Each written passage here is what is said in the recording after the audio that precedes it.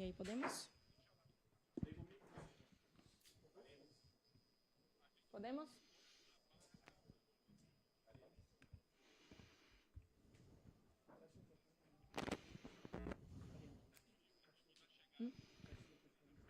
Oi, oi, oi.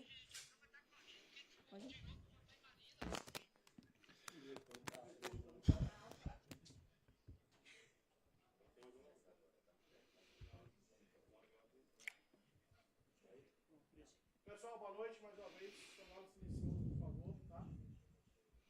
Santoni, vamos lá, Marinho. Vamos lá, então. Professor, boa noite. Depois de quarta-feira, você veio com o mesmo time a campo, né? Parecia estar com a classificação bem encaminhada, mas sofreu aquela pressão ali no segundo tempo. Queria saber qual é a análise que você faz dessa partida e se houve um receio de que o roteiro de quarta-feira se repetisse. Boa noite. Nós viemos com o mesmo time, primeiro porque nós não temos um jogo no meio de semana. Segundo porque seria, na minha opinião, injusto tirar um ou outro jogador pelo fato de não ter obtido a classificação no meio de semana. Eu acho que eles precisavam encarar de frente a situação que nós deixamos acontecer por não conseguir esse resultado, que era a nossa obrigação contra o O'Higgins classificar o Bahia a outra fase. Mas todos eles estão bem abatidos, tristes também. E hoje fizemos o nosso placar e, infelizmente, a gente às vezes se desconecta um pouco do jogo, né? Acho que eles ficaram um pouco cabisbaixos, eu acho que é compreensível. A vaia de hoje, ela não vem de hoje, ela vem do último confronto, né? Mas você imagina você no teu trabalho, o jogo todo, o tempo todo, o teu turno de trabalho sendo vaiado, ofendido. Isso tira também um pouco a concentração do jogador. Repito, não é de hoje, acho que o torcedor, assim como a gente, ficou muito triste, eu entendo nesse sentido, mas eu acho que foi o jogo em si não foi o maior obstáculo hoje, sim o clima, a pressão, o fato de vaia do começo ao fim. O torcedor paga o ingresso dele, tem o direito de vir se manifestar, logicamente, mas é contraproducente, independente do sentimento de tristeza, de raiva que o torcedor fica, que eu entendo perfeitamente, mas o atleta ele também sofre. Um jogador que pede um pênalti, um jogador que comete um erro, a gente, né, todos nós não queremos, é o 15º jogo do ano do Bahia. Nós, infelizmente, perdemos um único jogo por 1-0.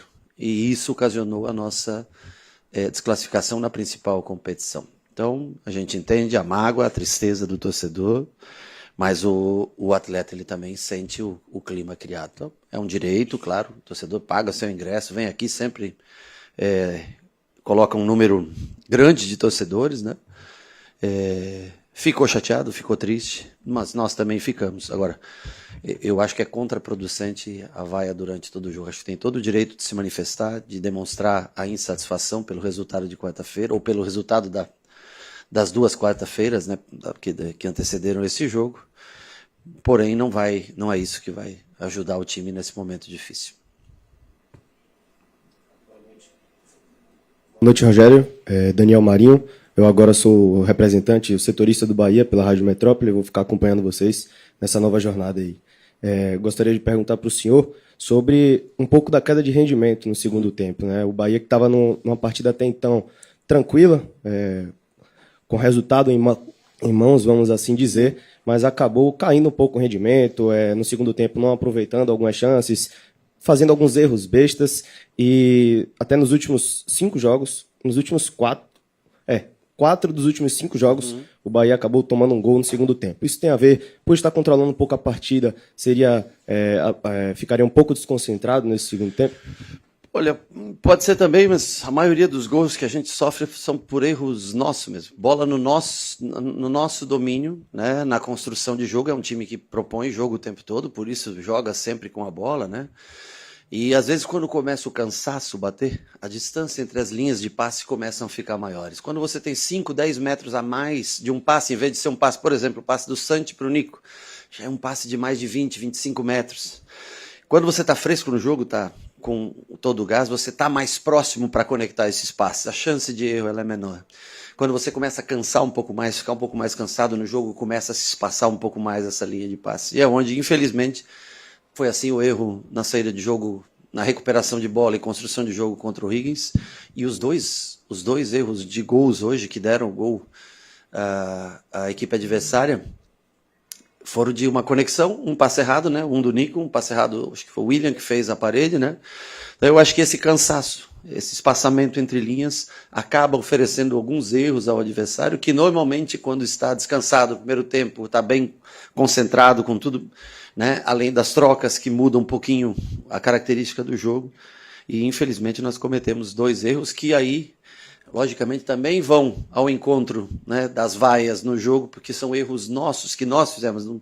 Os gols que nós sofremos ultimamente são muito mais falhas nossa do que mérito do adversário.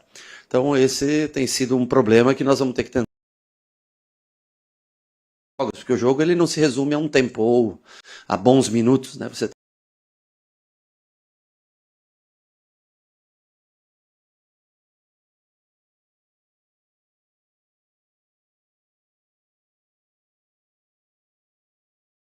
Depois do clima, você está falando muito das vaias, mas eu queria que você falasse, Rogério, diretamente da vaia que foi para o Rogério, da parte da torcida que veio, dizendo que não precisava de você e tal. Como é isso logo no começo do jogo e depois continuar essas vaias da torcida direcionada para você, como o Rogério absorve isso? Não, eu entendo perfeitamente a tristeza do torcedor, o momento que ele queria ver o Bahia seguindo na Libertadores. Mais do que eles, pode ter certeza que eu queria ver, eu trabalho muito para isso.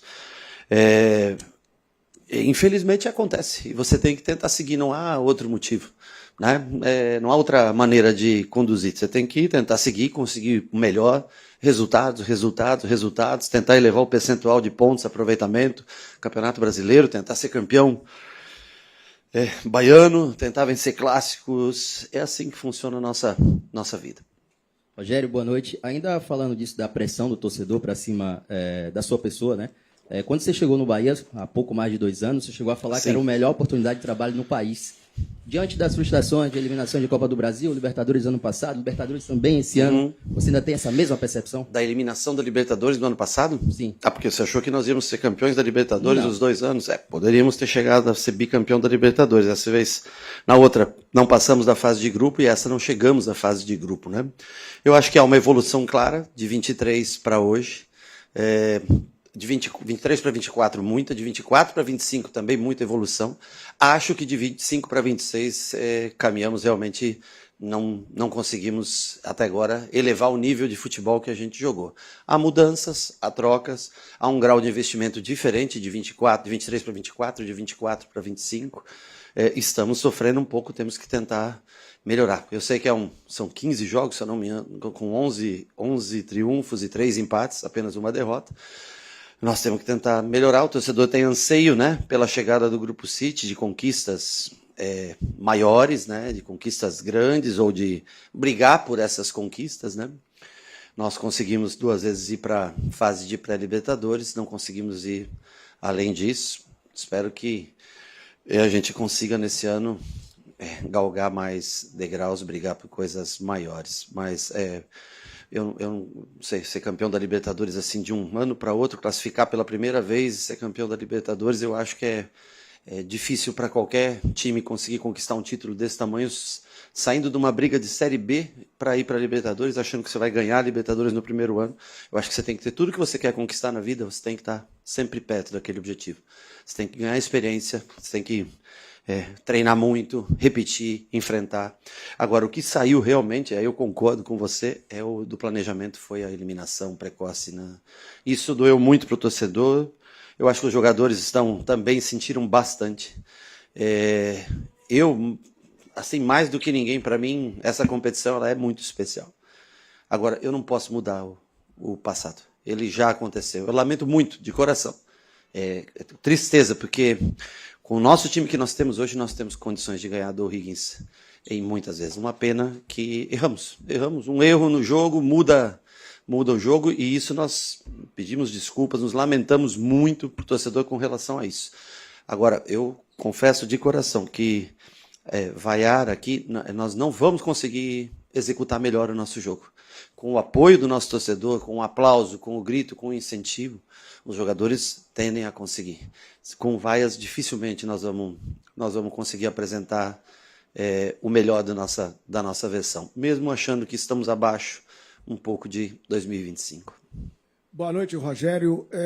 Surgiu uma notícia nas últimas horas de que o Bahia teria solicitado à CBF se poderia voltar para jogar ainda esse ano a Copa do Nordeste.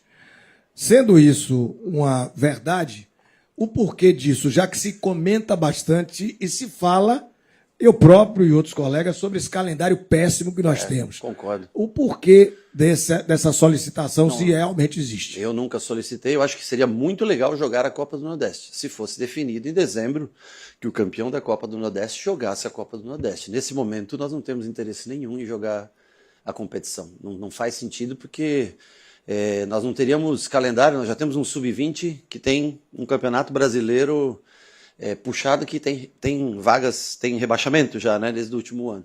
E nós temos aí os atletas profissionais e os atletas do Sub-20 que fazem parte, então nós não teríamos nem condições de jogar. Nesse momento, não ficaria fora da programação para a gente jogar a Copa do Nordeste. Então, eu, ao menos, não tenho interesse nenhum em jogar essa competição nesse momento. Gostaria muito, por quê? Porque fomos campeões, gostaríamos de defender esse título, né? Mas como dentro das regras do começo do ano foi definido que a gente não jogava, não tem por que a gente jogar a competição. Boa noite, Rogério. Foi dito sobre evolução de ano após ano, a gente identifica essa evolução. Seria negligente da parte de formadores de opinião dizer que não há. E essa evolução definhou um pouco por a gente não avançar como avançou ano passado na Libertadores, não chegar a uma fase de grupo. Isso traz uma frustração gigantesca. Sobre a evolução, como a gente pode analisar, e eu gostaria da sua opinião também, como a gente tomar 2 gols de forma muito similar em questão de menos de 15 dias, talvez. 3 gols, né? A gente estava com a posse de bola, acabou cedendo, tanto com a jogada individual, que foi o caso do Acevedo, tanto em um erro de passe, infelizmente, do William José. Eu vou ser sincero, eu acho que a evolução ela não está tão ligada até onde você chega numa competição ou outra, porque depende dos adversários que você enfrenta. No nosso caso, eu acho que a gente evoluiu menos de 25 para 26 do que de 24 para 25. Eu acho que a característica do time mudou, era um jogo mais vistoso, a gente tinha mais controle de jogo, né? Nós perdemos alguns jogadores, alguns porque nós escolhemos ter um tipo diferente de jogador, caso do Kik, um cara mais de explosão, força, marcação, pressão, e outros que saíram porque existe uma folha de pagamento que você tem que seguir aquilo, né? Você não pode fugir muito daquilo. Então, eles também se esforçam para fazer os ajustes necessários. E eu acho que assim, foi investido bastante no ano, principalmente para 24, quando montou-se esse meio-campo, né?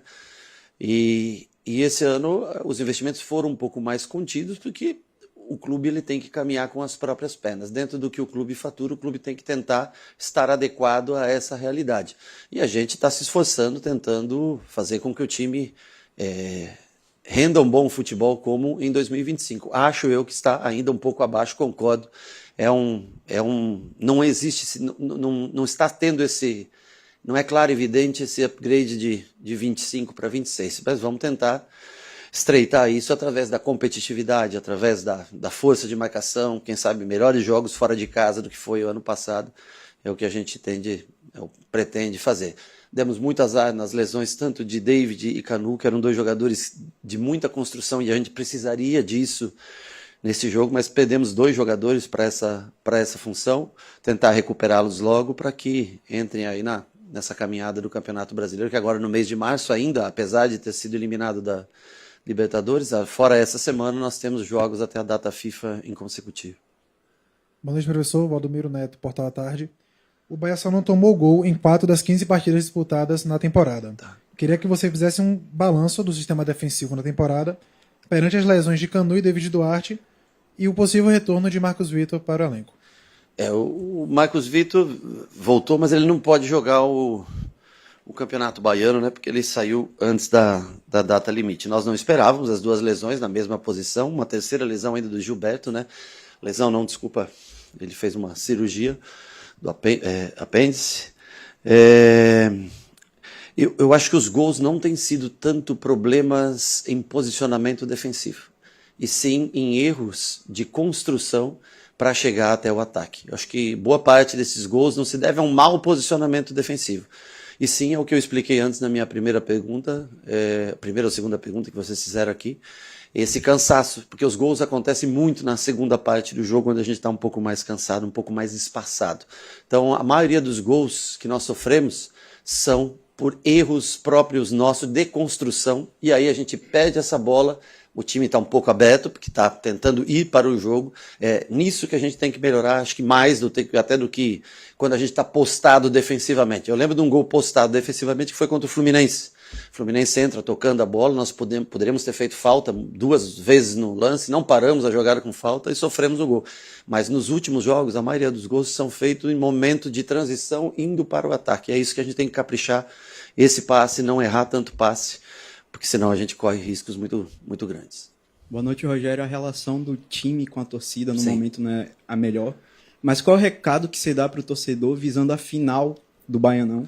Que a gente não sabe o adversário, mas que vai ser em jogo único aqui na Eu acho que a grande vantagem que nós temos nesse jogo é ser dentro da nossa casa. E que o torcedor, ele faz diferença, ele sabe disso, ele faz diferença quando nos apoia, quando está do nosso lado. Sem dúvida nenhuma, é um combustível assim, gigantesco para esse time.